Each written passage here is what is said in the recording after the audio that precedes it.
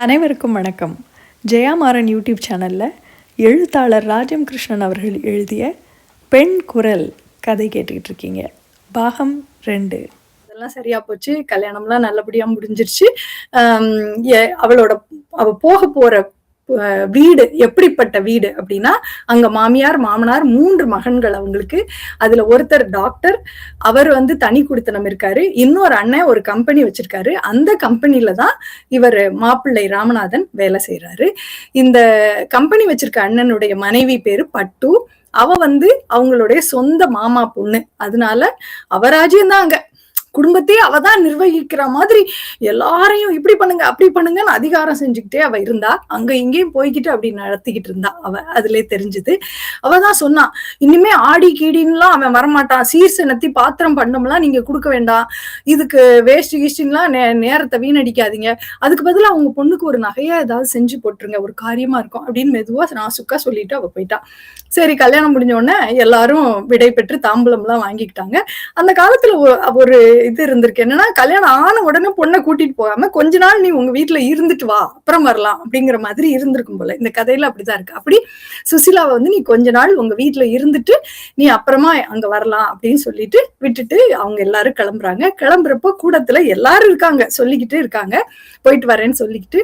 அப்போ ராமநாதன் வந்தாரு. ஒரு ஓரத்துல ஒரு தூண் பக்கத்துல நின்றுட்டு இருந்தா. கன்னத்தை தட்டி, போயிட்டு வரட்டுமா சுசிலா அப்படின்னு சொல்லிட்டு ஒரு சின்னதா ஒரு கிஃப்ட் பாக்ஸ் ஒண்ணு கொடுக்குறாரு. அதுக்குள்ள ஒரு பேனா இருக்கு. எதுக்கு? நீ கடிதம் எழுதணும் அப்படிங்கிறதுக்காக. இவளுக்கு ஒரு நிமிஷம் அப்படியே வெக்கம் வந்துருச்சு. ஏன்னா இத்தனை பேர் முன்னாடி இவர் என்னடா இப்படி நடந்துக்கிறாரு அப்படின்ற மாதிரி எல்லாரும் வேற கேலி பண்ணாங்க. அப்படியே அவங்க கிளம்பி போயிட்டாங்க. ஆனா இவளுக்கு உள்ளூர ஒரு சந்தோஷம், அவர் ரொம்ப நல்லவரா இருக்காரு அப்படிங்கிறது. அப்புறம் அந்த நெருங்கின சொந்தம்லாம் கூட கொஞ்ச நாள் இருப்பாங்கல்ல. அப்படிதான் சுசிலாவோட ஒரே அத்தை, பாரு அத்தை. அவங்க அப்பாவோட தங்கச்சி. அவங்க மைசூர்ல இருந்தாங்க. அவங்களுடைய கணவர் என்ஜினியரா இருந்தாரு. அதனால நல்லா சம்பாதிச்சு நல்ல வசதியா இருந்தாங்க. பாட்டி, சுசிலாவோட பாட்டி, அப்பாவோட அம்மா, அவங்க அத்தை வீட்டுலதான் இருந்தாங்க.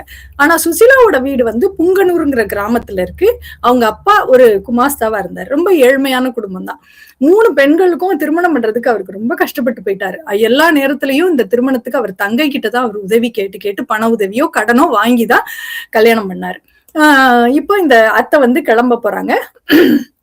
பார்த்தா கிளம்பும் போது சுசிலாவும் எங்களோட வரட்டுமே, இன்னும் 1 மாசத்துல அவ புகுந்த வீட்டுக்கு போயிருவா, அது வரைக்கும் அவ மைசூருக்கு இருக்கட்டுமே அப்படின்னு அத்தை கூப்பிட்டாங்க. இவளுக்கு போகணும்னு ஆசை. ஆனா ஏன்னா அத்தைக்கு ஹேமான்னு ஒரு பொண்ணும் வெங்கட்னு ஒரு பையனும் இருக்காங்க. ஹேமாவோட ஜாலியா ஊர் சுத்தலாம், நம்ம போலாம் மைசூருக்கு அப்படின்னு நினைச்சா.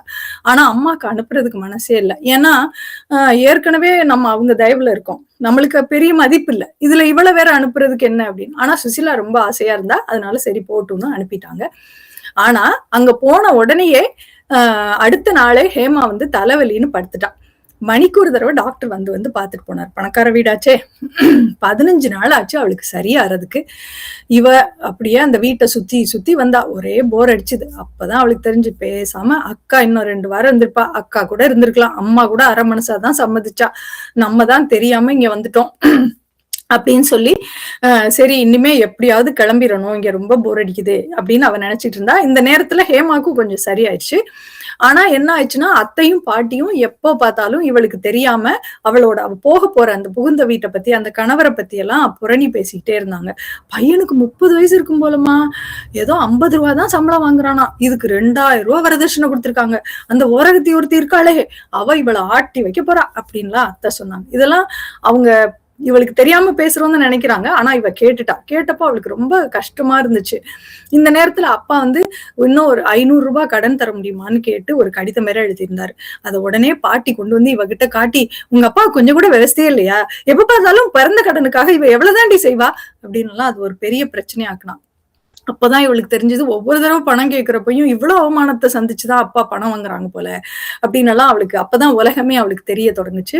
அடுத்த நாள் அவளுக்கே தலைவலி வந்துருச்சு. வந்தோடனே பாட்டி ஒரு தலைவலி தானே, நான் சுக்கு கஷாயம் போட்டு தரேன் அப்படின்னு சொன்னா. ஆனா ஹேமாவுக்கு தலைவலி வந்தப்போ டாக்டர்ஸ் பார்த்தாங்க. இவளுக்கு வெறுமனே சுக்கு கஷாயம் போட்டு கொடுத்தாங்க. அப்ப இவளுக்கு பயம் வந்துருச்சு. ஐயோ, அவளுக்கு மாதிரி 15 நாளைக்கு எனக்கும் படுக்க வேண்டி வந்துருச்சுன்னா என்ன பண்றது, இங்க இருக்கவே கூடாது, நான் போயிடணும், எப்படா வீட்டுக்கு போவோம்னு அவளுக்கு தோணிடுச்சு. அப்போ அவங்க வீட்டுக்கு மூர்த்தி வந்தான். மூர்த்தி யாருன்னா அத்தையுடைய நாத்தனார் பையன். அத்தையுடைய கணவருடைய தங்கச்சி பையன். அவன் வந்து அத்தைகிட்ட ரொம்ப பேசிட்டு இருந்தான். யாரு இந்த பொண்ணு அப்படின்னா. ஓ இப்பதான் கல்யாணம் ஆச்சு. ஓ அந்த பொண்ணா, சின்ன பொண்ணா இருக்கே. சின்ன பொண்ணெல்லாம் இல்ல, 16 வயசு பள்ளிக்கூடம் முடிச்சிருச்சு, நம்ம ஹேமா வயசு தான் அப்படின்னு சொன்னான். சரி எங்கேயாவது ஊர் சுத்தி பார்த்து கூட்டி போனீங்களா, வந்து 1 மாசம் ஆக போகுதுல்ல அப்படின்னா. இல்ல இங்கதான் ஒரே கலைவரமா இருக்கே, எங்க போறது அப்படின்னா.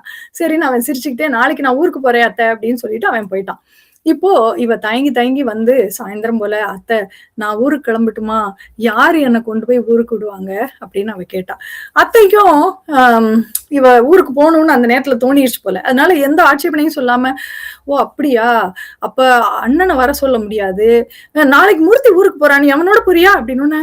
ஆனா மூர்த்தி யாரு எவருன்னே தெரியாது, முன்ன பின்ன தெரியாத ஒரு ஆண், அவனோட எப்படி நம்ம போறது, ஆனா இங்க இருந்து போயே ஆகணும் அப்படின்னு முடிவு பண்ணி சரி போறேன் அப்படின்ட்டான். வழி இல்லாம தெரியாத ஒருத்தரோட ஊருக்கு போறாளே, பத்திரமா போய் சேர்ந்தாளா? அடுத்த வாரம் பார்ப்போமா?